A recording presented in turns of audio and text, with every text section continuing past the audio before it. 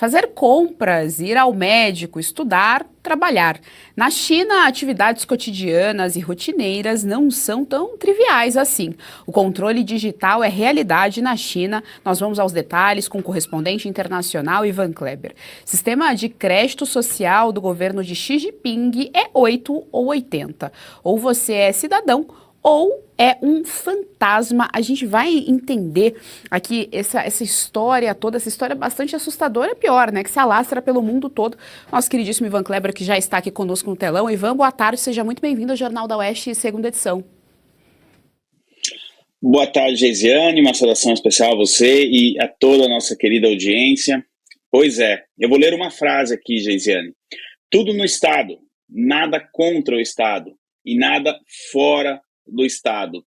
Esta frase foi dita por Benito Mussolini no parlamento italiano no final da década de 20, mas ela está atual, justamente nesse sistema que você trouxe da China, com a narração brilhantemente que você fez. O cidadão chinês, ele é totalmente controlado pelo Estado.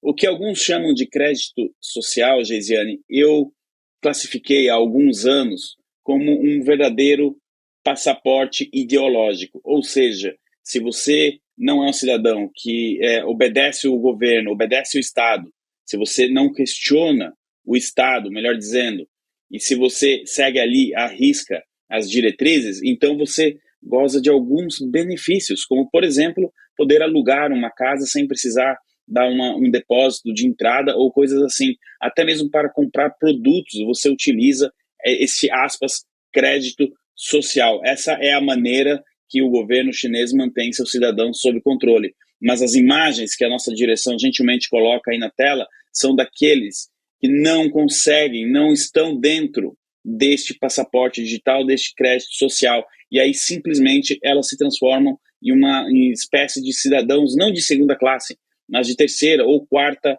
classe.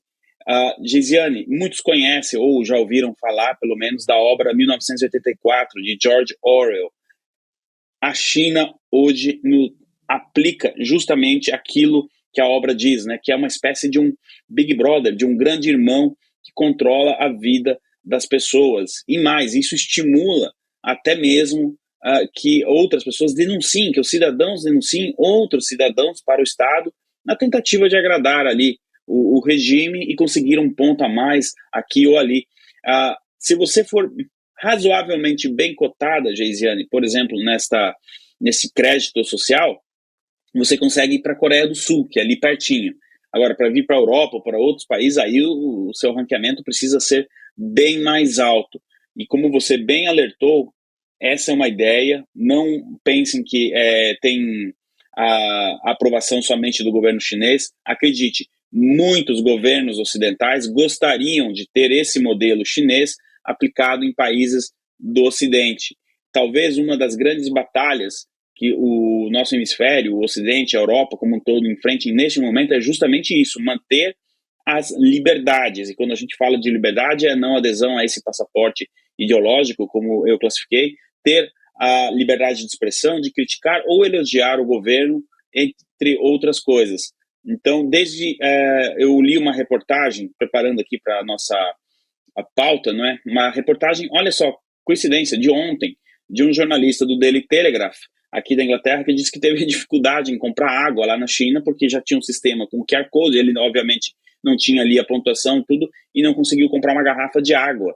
É disso que a gente está falando. Agora, você imagina, como eu citei, para sair do país, entre outras coisas. O mais grave disso tudo, eu ressalto, é que tem muita gente querendo importar esse sistema chinês para os seus próprios países, viu, Geisiane?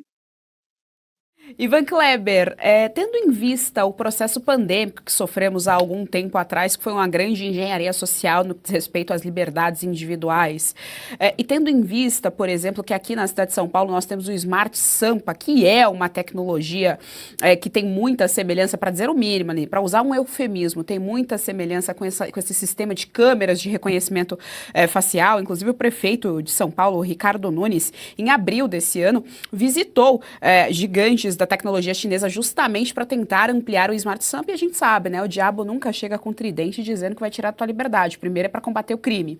Tendo em vista esses fatos, Ivan Kleber, você enxerga, na tua perspectiva, entendendo aí de geopolítica como você entende, estuda há anos, essa realidade, ela está próxima do Brasil, ainda mais aí com a nossa aproximação da China?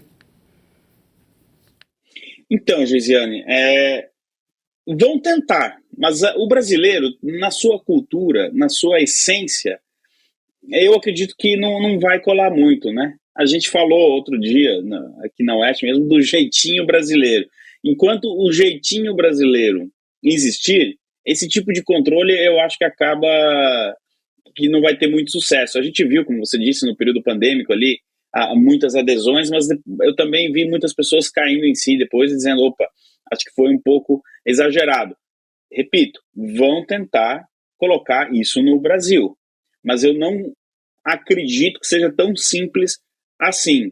Olha, outro dia eu estava vendo um estudo, um trabalho, enfim, agora está na moda os carros sem motoristas, né? O problema é que se você não for aprovado ali, se o seu passaporte ideológico não se adequar, o carro, se for integrado ao sistema do governo, ele leva você só até onde o governo permitir ali com o carro. Então você vai ter que ir a pé. A pé pode ser que criem barreiras. No Brasil, isso seria um pouco mais complicado, até geograficamente falando, né? Em países da Europa, onde os países são menores e tudo mais, a infraestrutura é maior, até seria aplicável isso. Agora, você pode ter certeza, viu, Geisiane, que eles vão tentar, e como você bem disse, é para o seu bem, é para o bem de todos.